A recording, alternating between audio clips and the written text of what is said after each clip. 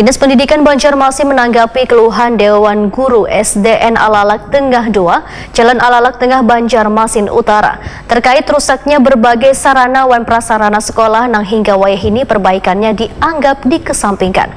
Kepala Dinas Pendidikan Banjarmasin pun memadahkan dinasnya kada pernah pilih kasih memberikan bantuan perbaikan pada satuan pendidikan.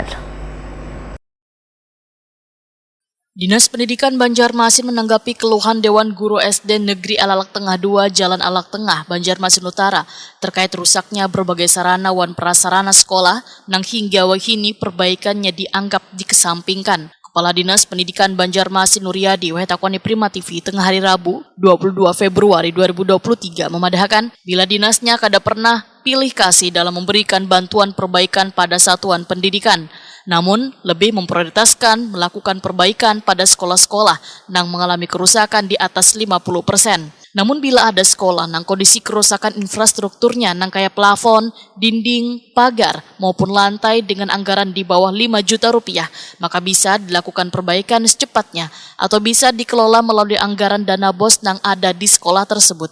Jika anggarannya kada memungkinkan, sekolah bisa langsung berkoordinasi dengan Dinas Pendidikan sehingga akan dianggarkan untuk perbaikan. Nuryadi meminta setiap satuan pendidikan harus memahami mengenai kerusakan infrastruktur sekolah, yaitu dengan melibatkan konsultan perencanaan untuk memeriksa setiap kerusakan bangunan agar presentasi kerusakannya bisa dinilai.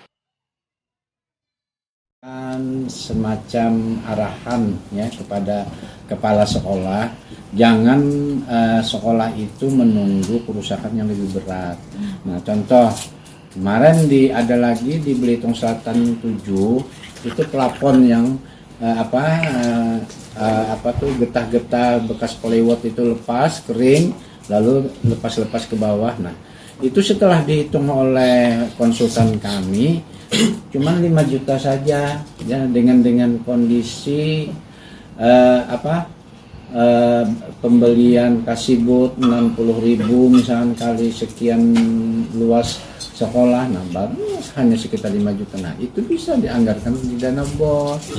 Nah, maka dari itu kita minta kepada kepala sekolah kreatif itu jangan ada pembiaran rusak di sekolahnya. Perlu diketahui dari data Dapodik nang masuk ke Dinas Pendidikan Banjarmasin, ada sekitar 15 sekolah nang mengalami kerusakan berat atau di atas 50%, di mana beberapa sekolah diantaranya di tahun ini mendapatkan bantuan perbaikan dari Dinas Pendidikan.